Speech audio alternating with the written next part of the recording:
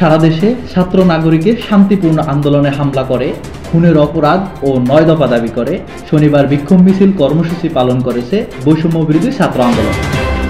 শুক্রবার রাতে ফেসবুক লাইভে আন্দোলনের অন্যতম সমন্বয়ক আব্দুল হান্নান রোববার থেকে সারা দেশে সর্বাত্মক অসহযোগ আন্দোলনের ডাক দেন। কোনো ট্যাক্স দেওয়া হবে না এই সরকারকে, এই সরকারের অফিসে দেওয়া হবে না, কেউ তার অফিসে যাবে না, কেউ তার সরকারি বেসরকারি সকল অফিস বন্ধ থাকবে, সচিবালয় বন্ধ থাকবে, এভরিথিং বন্ধ থাকবে, গণভবনে কোনো ভাস্কারি ঢুকবে না। চলমান পরিস্থিতি স্বাভাবিক করতে ছাত্র আন্দোলনের সমন্বয়কদের সঙ্গে আলোচনায় বসতে চায় প্রধানমন্ত্রী শেখ হাসিনা।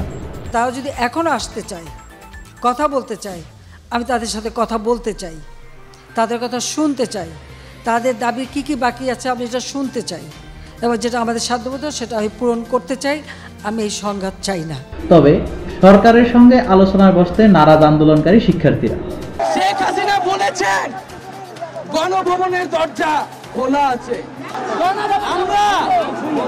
আমরা সাধুবাদ জানাই যে তিনি আগেই বুঝতে পেরেছেন যে গণভবনের দরজা খোলা রাখতে হবে। আন্দোলনের মধ্যে যেসব ছাত্র গ্রেপ্তার হয়েছে তাদেরকে মুক্তি দেওয়ার নির্দেশ দেওয়া হয়েছে জানিয়ে তিনি আরো বলেন, প্রতিটি হত্যার বিচার করা হবে।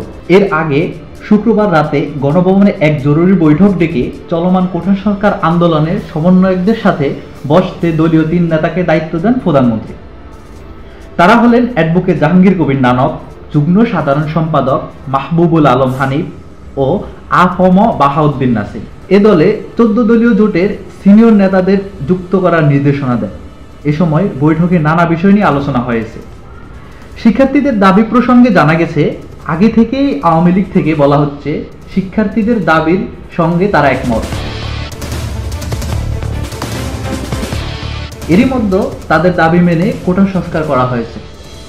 হতাহতের ঘটনায় সঠিক তথ্যের জন্য বিচার বিভাগীয় তদন্ত কমিটি গঠন করা হয়েছে। এদিকে বৈষম্য বিরোধী ছাত্র আন্দোলনের অন্যতম সমন্বয়ক নাহিদ ইসলাম বলেছেন, সরকারের সঙ্গে আলোচনায় বসার কোনো পরিকল্পনা নেই তাদের। শনিবার একটি সংবাদ মাধ্যমকে তিনি বলেন, সমন্বয়কারীরা যখন ডিবি হেফাজতে ছিলেন তখন প্রধানমন্ত্রীর সাথে আলোচনায় বসার প্রস্তাব দেওয়া হয়েছিল, কিন্তু সরকার এর কোনো পদক্ষেপই নেননি। তাই আন্দোলনকারী সমন্বয়করা ডিবি অফিসে অনশন করে। পরে বৃহস্পতিবার বিকেলে তাদেরকে ছেড়ে দেওয়া হয়।